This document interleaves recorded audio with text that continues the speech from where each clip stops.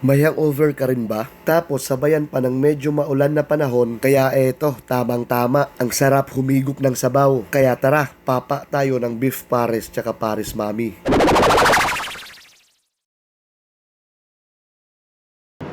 Ayun nga mga troops, hangover nga ako ng araw na to. Tapos pagkagising ko ay eto, medyo malakas ang ulan. Slip kita look, slip. Slip. O, mamam mamam. Ayun nga, dahil hangover na naman nga ako sa araw na to. Tapos eto, ang ganda pa, ang sarap ng ulan. Kaya parang naisip ko tuloy na maligo sa ulan. Kaso nagugutom na ako, kaya eto, nagluto na lang ako ng pares. Ayun nga, sa malaking kaldero ay nagpainit lang ako dito ng mantika. Tapos unahin kong gisahin itong luya. Kunting gisa-gisa lang hanggang sa lumabas lang ang aroma nitong luya. Tapos saka ko naman isusunod itong bawang tsaka sibuyas. Kunting gisa-gisa lang din hanggang sa maging translucent lang yung sibuyas at tsaka medyo maging golden brown lang yung bawang. Tapos eto nga, may hiniwan ako ditong beef. Itong beef ay yung laman tapos may halong litid-litid konti. Yun kasi yung paborito ko pag gano'n yung may litid-litid. Tapos syempre para hindi boring itong pares ay eto, maglalagay ako dito ng mga taba-taba. Ang boring at saka ang dry kasi talaga ng pares kung purong laman lang. Kaya eto, may laman, may litid-litid, tsaka syempre may taba. Ayun nga, halu-haluin lang natin konti tapos maglalagay na tayo dito ng konting pampalasa. Yan, lalagyan ko lang ng konting asin lang muna. Tapos ito, nor beef cubes. Wala kasi akong beef stock o kaya buto-buto na pwede kong ihalo, kaya nor cubes na lang. Bali, ang banat ko pala dito sa pares na to, yung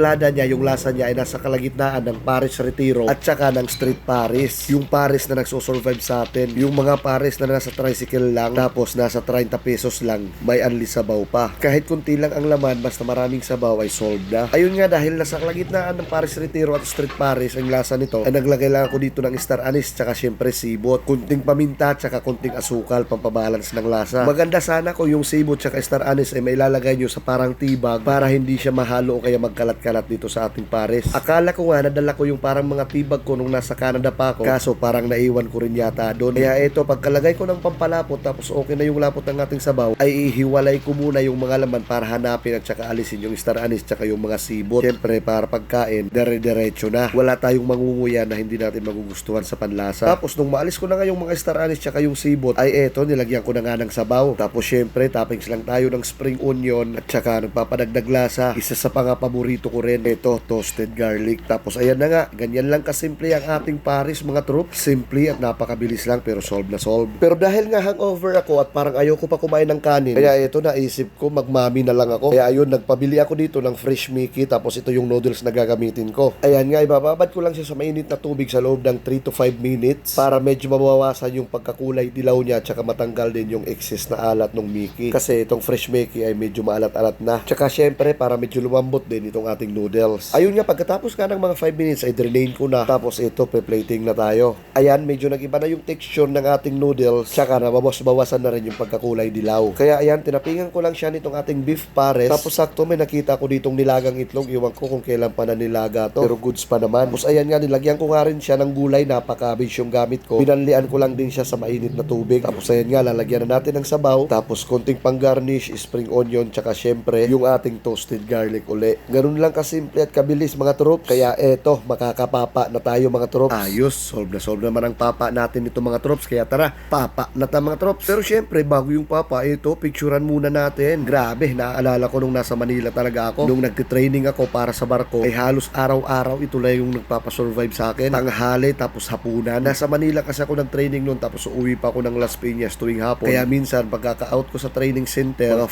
5 or 5:30, ay kakain na naman ng pares para pagkadating sa Las Piñas, hindi nakakain, diretso tulog na lang at pahinga. Yung pares na nasa tig 30 pesos lang yata yun, kahit nasa 10 na maliliit na hiwa lang yung laman ng pares, solve na rin syempre dahil anli sabaw. Tapos dalawang kanin na tag 10, kaya solve na solve sa 50 pesos. Pero hindi rin ganito karami kahit yung pares mami nila kay konti lang serving. Ang dami ko na palang mga sinabi. Eto nga, nangumpisahan ko na magpapa, tapos syempre susundutan natin ng Sprite kasi hangover nga. Tapos hindi ko muna i-voice over mga 1 minuto. Kaya eto, panuurin nyo na lang muna mga troops kung paano ako mag food trip dito. Kumbang muna tayo. Ay, mukbang pala.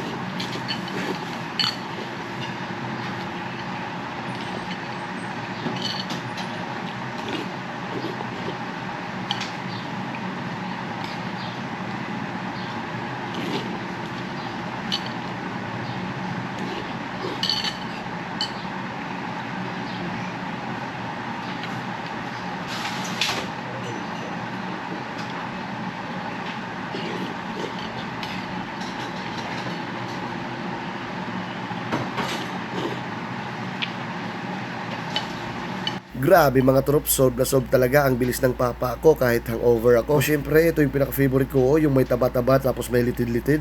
Solve na naman talaga. Hindi na nga pala ako naglagay dito ng mga pampaanghang. Hindi na ako naglagay ng sili o kaya ng chili garlic oil. Mas masarap sana kung naglagay ako noon. Kaso dahil hangover nga, hindi ako naglagay. Kasi nag-alak pa lang kagabi, nati-trigger o maatake talaga yung hyperacidity ko pag kumakain ako ng maanghang sa umaga. Kaya eto, papa lang muna, higup-higup lang muna kahit hindi maanghang. Tapos sundutan ng Sprite para goods na goods mga troops. Wala talaga akong sinayang kahit isang patak ng sabaw dito sa mangkok. Bawing-bawi talaga. Tanggal hangover talaga. Tapos sumakto pa dito sa maulan na panahon. O siya mga troops, hanggang dito lang muna. Salamat sa panonood. See you sa next video. Thank you. Have a good one.